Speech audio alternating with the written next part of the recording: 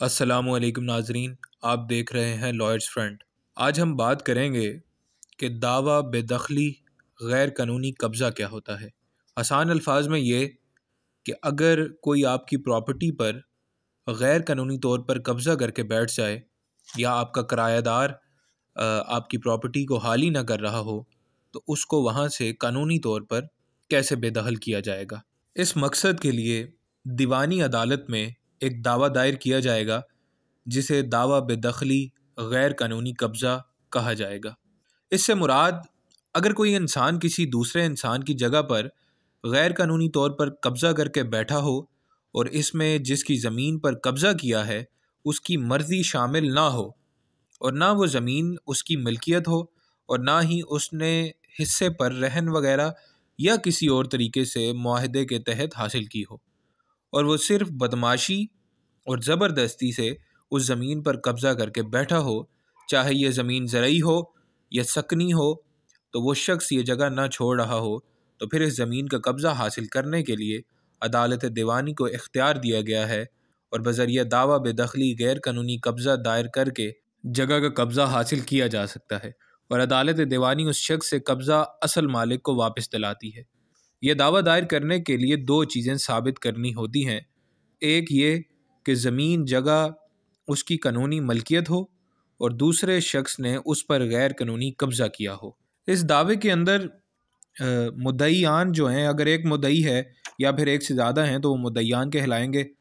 وہ اپنی اس پراپرٹی کے متعلق اس کا ایڈریس اور اس کے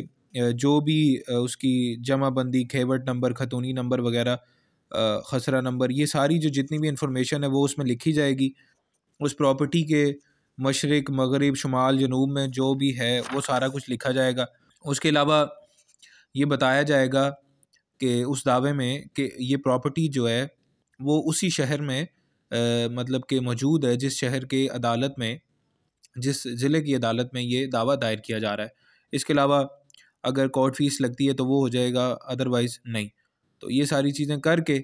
تو اس کے بعد دعویٰ دائر کر دیا جائے گا۔ اب دعوے کو ثابت کرنے کے لیے دو طرح کی شہادتیں پیش کرنی ہیں،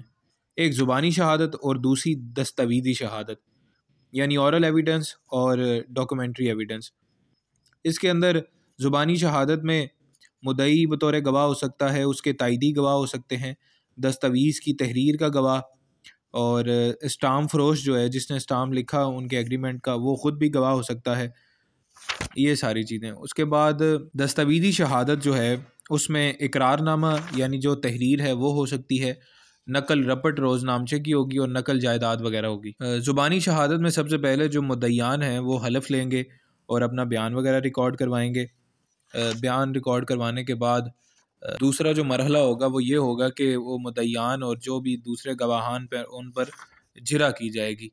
یہ سارے مراحل ہو جانے کے بعد یہ شہادتیں جو ہیں وہ وکیل صاحب جو ہوں گے وہ اپنا بیان لکھوا کر اس کو ختم کر دیں گے۔ اس کے بعد جو مدعا علیحان ہوں گے یعنی جو کرایہ دار جن کو آپ نکلوانا چاہ رہے ہیں